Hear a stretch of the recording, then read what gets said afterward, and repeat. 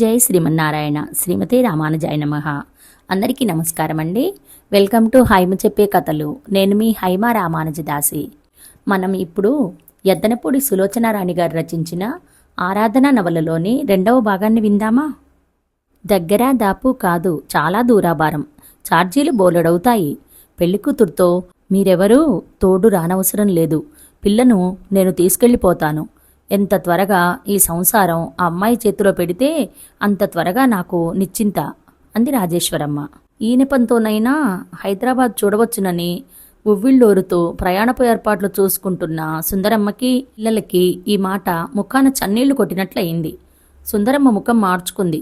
రాజేశ్వరమ్మకి పెట్టాలని తెచ్చిన చీర పెట్టకుండా దాచేసింది. అన్నపూర్ణకి తల్లి పేరు మీద ఉన్న గొలుసు గాజులు కూడా ఇవ్వలేదు. బయలుదేరే ముందు అన్నపూర్ణని పక్కకి పిలిచి రహస్యంగా, ఒసే పిచ్చిమొద్దు, జాగ్రత్త, మీ అత్తగారు ఉందే, ఆవిడ మెత్తమెత్తడి మాటలతో ఎదుటివాళ్లని బాగా బుట్టలో వేసుకునే రకంగా ఉంది. ఆ ఇంట్లో ఆవిడకెంత హక్కు ఉందో అంతకు రెట్టింపు హక్కు ఈ క్షణం నుంచి నీకున్న సంగతి మర్చిపోకు. వాళ్ళు చెప్పిన ప్రతిదానికి నువ్వు సరే సరే అని గంగిరెద్దులా తల ఊపకు, తెలిసిందా? డబ్బు దస్కం అతను తెచ్చి ఇంట్లో పెడితే ఏది ఎలా ఖర్చవుతుందో ఓ కంట కనిపెడుతూ ఉండు. పల్లెటూరి పిల్లవు కదా అని పని గిని చేయమంటారేమో, నాకు చేత కాదు, అలవాట్లేదు అని చెప్పు.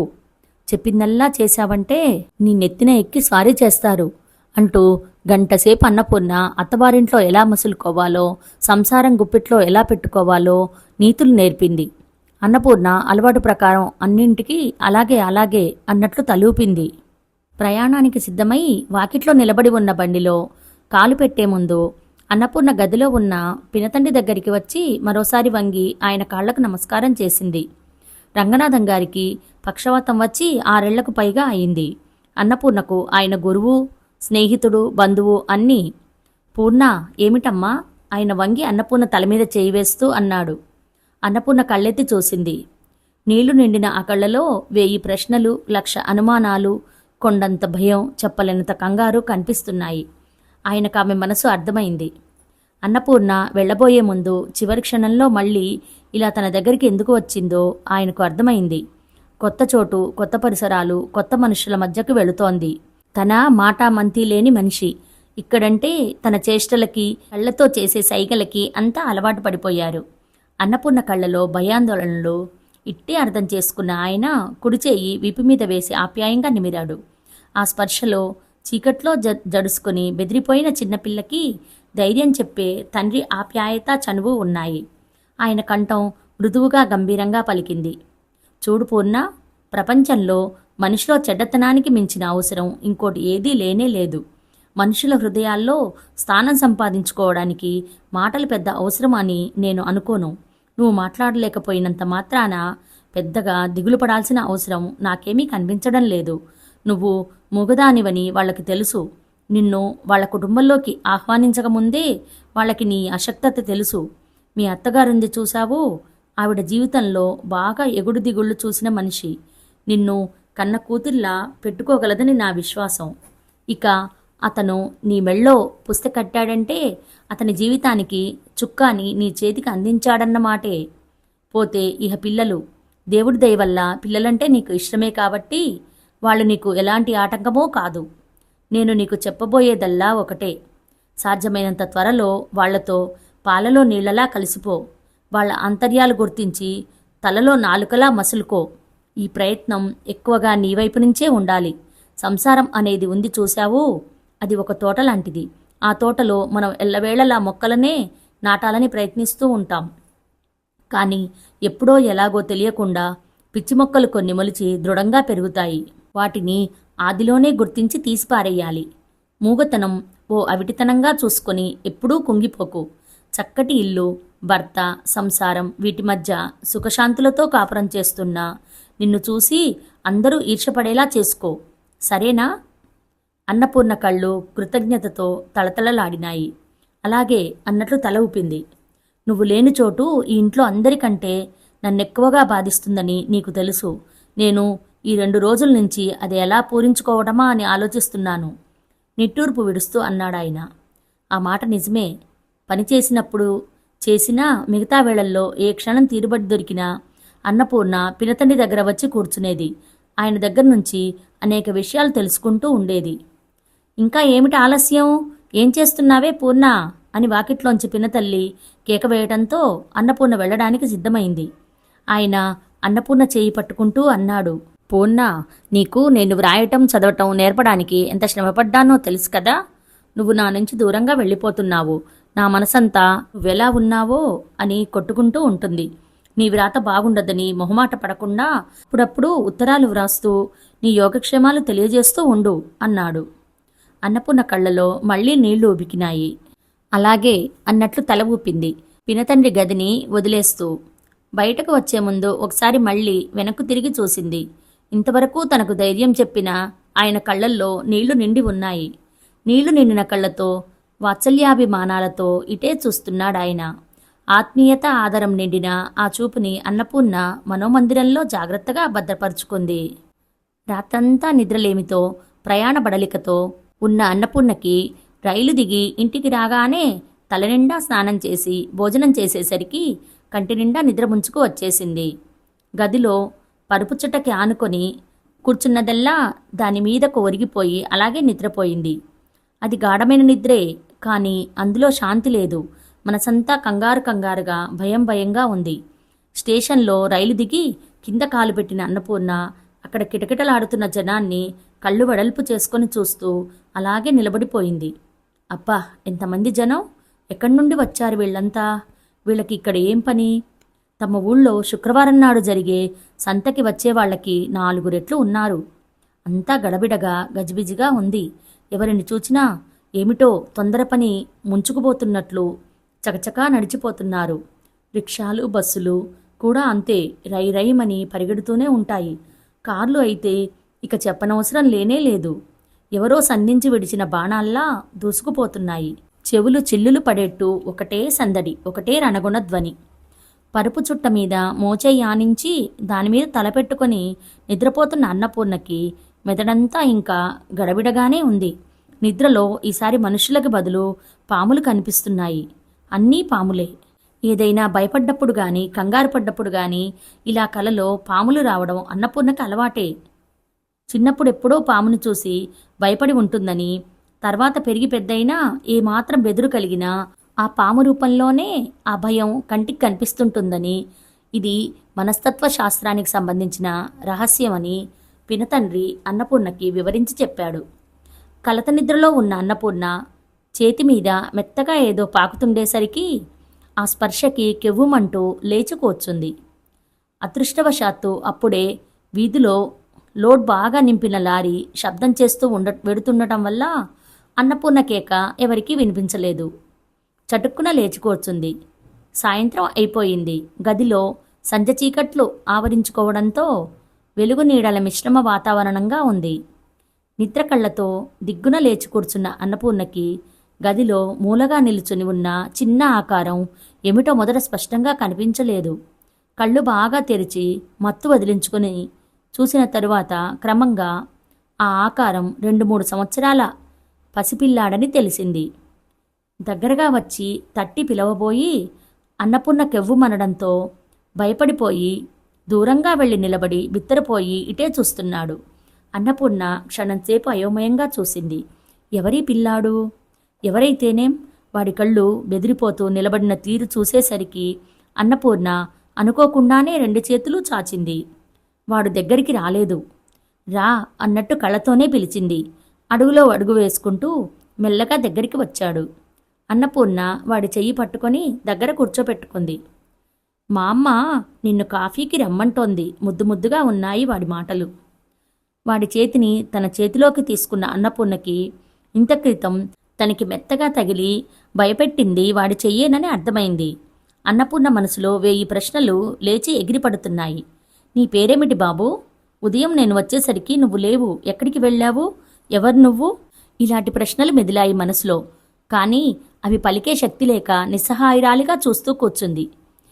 ఏయ్, నువ్వే నా పిన్ని అంటే? హఠాత్తుగా 2వ స్వరం అధికారం వినిపించింది. బాబు మెత్తటి అరచేతిని పరిశీలిస్తున్న అన్నపూర్ణ చివ్వున తలెత్తి చూసింది. గుమ్మంలో 2 జడలతో జడలకి తెల్లటి రిబ్బన్లతో, తెల్లటి గౌనుతో 5-6 సంవత్సరాల అమ్మాయి నిలబడి ఉంది. ఆ పిల్ల నిలబడటంలో ఒక హుందాతనం, మాట్లాడటంలో కల దర్పం, సున్నితమైన అన్నపూర్ణ ఆంతర్యం ఇట్టే పసిగట్టేసింది. నీ పేరేమిటి? చేతులు కట్టుకొని ఆరిందాలా అడిగింది. అన్నపూర్ణ ఇంకా అలాగే చూస్తోంది. మా ఇంట్లో ఉండిపోతావా, లేక మా ఊరు చూసి వెళ్ళిపోతావా అంది మళ్ళీ. సమాధానం ఏం చెప్పాలో తెలియక అన్నపూర్ణ విస్మయంగా చూడసాగింది. నువ్వు నా జట్టా వాడి జట్టా? ఎవరి పార్టీయో ఇప్పుడే తేల్చేయమన్నట్లు నిలదీసింది. అన్నపూర్ణ పెదవులు క్రమంగా చిరునవ్వుతో విచ్చుకున్నాయి. ఏమిటే వాగుతున్నావు? రాజేశ్వరమ్మ కాఫీ గ్లాసుతో గదిలోకి వస్తూ అంది. అన్నపూర్ణ ఆవిడను చూడగానే చప్పున లేవబోయింది. పర్వాలేదులే, కూర్చో. బాగా నిద్రపట్టిందా? ప్రయాణం చేసిన తర్వాత అలా నిద్రపడితే గాని అలసట తీరదు. 2 సార్లు గదిలోకి వచ్చాను. మంచి నిద్రలో ఉన్నావు, అందుకే లేపలేదు అంటూ గ్లాసు అందించింది. అలా ఒళ్ళు తెలియకుండా అంతసేపు నిద్రపోయినందుకు అన్నపూర్ణకి చాలా సిగ్గనిపించింది. వీడు అప్పుడే నీ దగ్గరకు చేరాడే, ఇంత క్రితమే వచ్చాడు. ఈ 4 రోజులు ఒక కొలిక్కి తెచ్చారట ఇల్లు. ఇదిగో ఇది లక్ష్మి. వీడికి పేరంటూ ఏదీ లేదు, బాబు అంటాం. అదే స్థిరపడిపోయేలా ఉంది. రాజేశ్వరమ్మ ముఖంలో పాత జ్ఞాపకాలు కదలాడుతున్నట్లు ముఖం అంతా ఎలాగో అయిపోయింది. దాదాపు అరగంట అయిన తర్వాత ముఖం, కాళ్ళు, చేతులు కడుక్కొని గదిలో జడవేసుకుంటున్న అన్నపూర్ణకి వంట ఇంట్లోంచి ఇలా మాటలు వినిపించాయి. మా అమ్మ, నువ్వు తెచ్చిన ఈ పిన్ని నాకు అస్సలు బాగోలేదు అంటోంది లక్ష్మి. ఏం, ఎందుకని అడుగుతోంది ఆవిడ. ఇంతసేపటి నుంచి నేను అన్ని కబుర్లు చెప్పాను. ఆ అనదు, ఓ అనదు, మూగదానిలా మాట్లాడనే మాట్లాడదు. మాట్లాడని వాళ్ళంటే నాకు మహామంట. అలా మూగుముద్దిగా కూర్చుంటుందే. నోర్మొయ్, అతిగా వాగావంటే వీపు బద్దలు కొడతా గట్టిగా కసిరింది ఆవిడ. లక్ష్మి బిత్తరపోయింది. నన్నెందుకు ఏకలేస్తావు? నేనిప్పుడేం చేశానని? పిన్ని మంచిది, ఏమీ అనకూడదు. అస్సలు మంచిది కాదు. ఇప్పుడొచ్చిందో లేదో అప్పుడే నీ చేత నన్ను తిట్టిస్తోంది. అన్నపూర్ణ హృదయం రెపరెపలాడుతోంది. ఒక్కసారి వంట ఇంట్లోకి వెళ్ళి లక్ష్మిని దగ్గరకు తీసుకోవాలనిపించింది. కానీ సిగ్గుతో సాధ్యం కాక ఊరుకుంది. ఆ రాత్రి అనంత్ ఇంటికి రాలేదు. ఉదయం ఇంట్లో దింపి వెళ్ళినవాడు మధ్యాహ్నం 1 నిమిషం వచ్చి భోజనం చేసి మళ్ళీ వెళ్ళిపోయాడు. సాయంత్రం చీకటి పడుతుండగా వచ్చి పొద్దున్నంత హడావిడిగా స్నానం చేసి భోజనం చేసి బట్టలు మార్చుకుని బయటికి వెళ్ళిపోయాడు. ప్రయాణపు బడలిక ఇంకా సరిగా తీరని అన్నపూర్ణ పిల్లలిద్దరి మధ్య పడుకుంది. కొత్త ఇల్లు, కొత్త పరిసరాలు. ఈ వాతావరణంలో అలవాటు పడడానికి ఎన్ని రోజులు పడుతుందో అన్నపూర్ణకి దిగులుగా, బెంగగా ఉంది. అత్తగారు ఎప్పుడు వచ్చి పడుకుందో అన్నపూర్ణకు గుర్తే లేదు. నిద్ర పట్టేసింది. ఇట్టే తెల్లవారిపోయింది. వరుసగా 4-5 రోజులు అలాగే గడిచిపోయాయి. రోజులు వారాలైనాయి, వారాలు నెలలుగా మారినాయి. అన్నపూర్ణకి తనకు పెళ్ళైనట్టు, అత్తవారింటికి వచ్చినట్టు లేనే లేదు. ఏ బంధువుల ఇంటికో ఇబ్బంది వస్తే 4 రోజుల అవసరానికి ఆదుకోవడానికి సాయం కోసం వచ్చినట్టుగా ఉంది. వచ్చే ముందు పినతల్లి, అది నీ ఇల్లు, నీ ఇష్టం అని చెప్పింది. ఈ ఇంట్లో తన స్థానం ఎక్కడో, అదేమిటో అన్నపూర్ణకు ఇన్ని రోజులు గడిచినా అర్థం కావడం లేదు. అత్తగారు చాలా మంచిది. తనని కన్న కూతురి కంటే మిన్నగా చూస్తుంది. నిజమే. దానికి మారుగా అన్నపూర్ణ ఆవిడ ఇంట్లో ప్రతి పనికి చేదోడు వాదోడుగా ఉంటోంది. మొదట్లో ఆవిడ పనులు చేస్తుంటే అన్నపూర్ణ సాయం చేసేది. ఇప్పుడు అది మారింది. ఇంటి పనంతా తను చేస్తుంటే ఆవిడ 1-2 సాయం చేసినట్టు కాస్త చెయ్యి వేస్తుంది. పక్కింటి పిల్లలిద్దరితో లక్ష్మి స్కూలుకు వెళుతుంది. బాబు ఇంట్లోనే ఉంటాడు.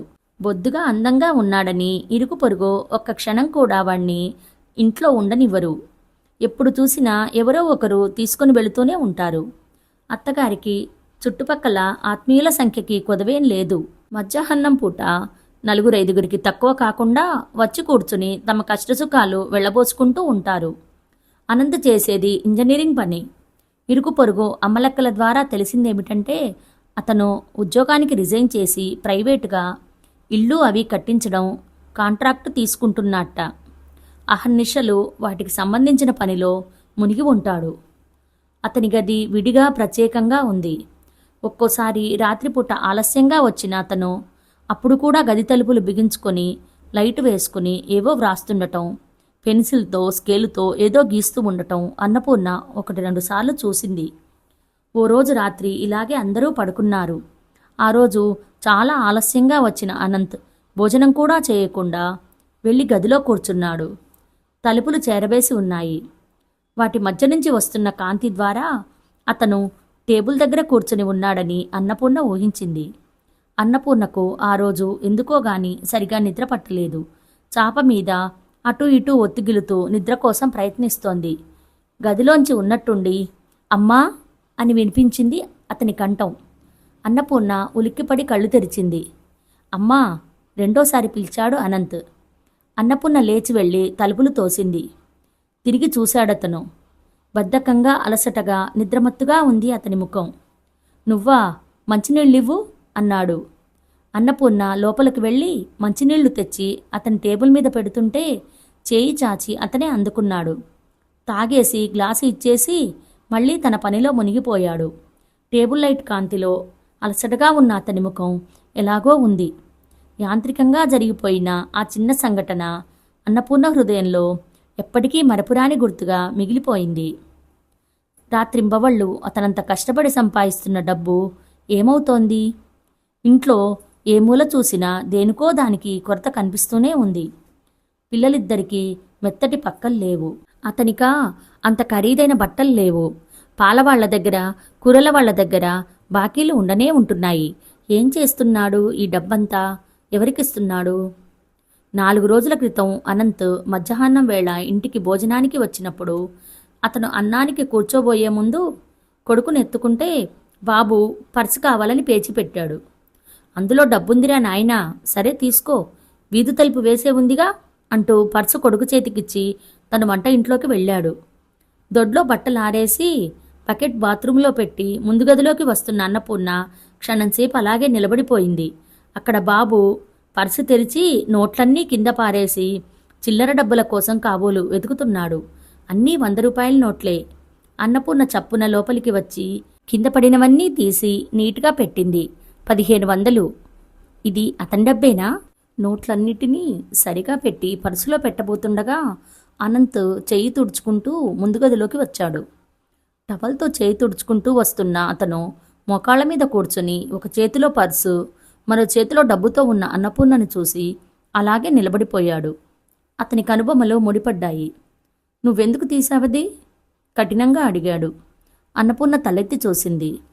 అతని చూపుల్లో మహిమ ఏమిటో కానీ అన్నపూర్ణ హృదయం నత్తగులలో పురుగులా ముడుచుకుపోయింది.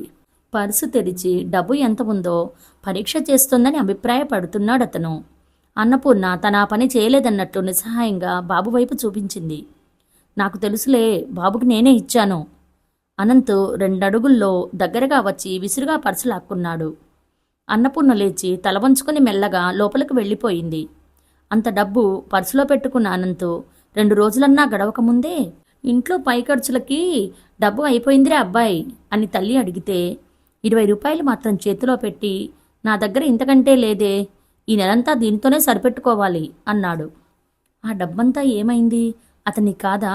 ఎలాంటి రాబడి లేకుండానే కష్టపడుతున్నాడా? లేక అతనికి ఎంతో ప్రియమైన పిల్లల కోసం వేరుగా తీసి బ్యాంకులో జమ చేస్తున్నాడా? అన్నపూర్ణకు అన్ని ప్రశ్నలే కనిపిస్తున్నాయి. పిల్లలంటే అతనికి ఎంత ప్రాణమో అన్నపూర్ణ వచ్చిన 1-2 రోజుల్లోనే తెలుసుకుంది.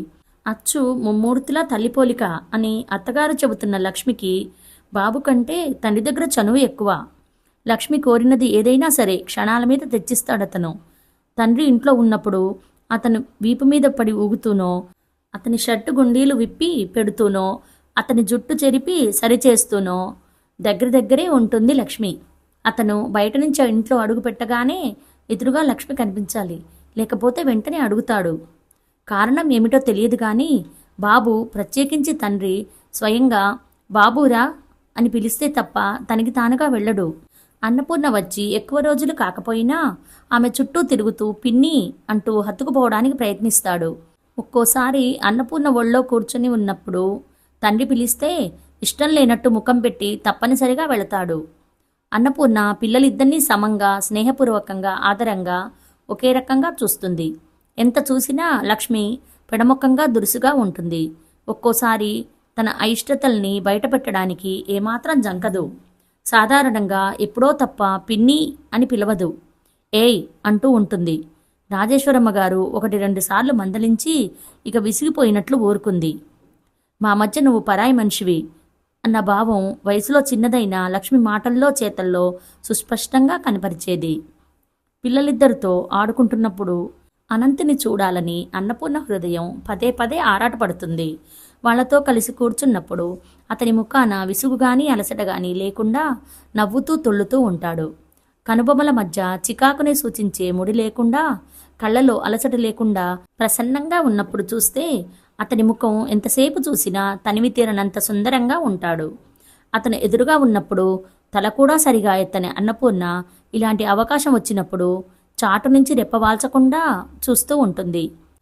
మొదట్లో అతన్ని అలా చూడటమే ఆనందంగా భావించిన అన్నపూర్ణ సాధ్యమైనంత వరకు ఎల్లవేళలా ఇంట్లో ఉన్నప్పుడు అతను అలా ఉండే పరిస్థితులు ఏర్పడేలా ప్రయత్నించసాగింది. ఇంతటితో ఈ నవలలోని 2వ భాగం పూర్తయిందండి. విన్నారు కదా? ఈ కథ మీకు నచ్చిందా? నచ్చితే లైక్ చేసి మరో నలుగురికి షేర్ చేయండి. అలాగే తప్పకుండా సబ్స్క్రైబ్ చేసుకోండి. ఈ కథ మీద మీ విలువైన అభిప్రాయాన్ని కమెంట్ బాక్స్లో తప్పకుండా తెలియచేయండి. మళ్ళీ 3rd పార్ట్తో మీ ముందుకు వస్తానండి. అంతవరకు సెలవు. మీ హైమ రామానుజదాసి. Thank you.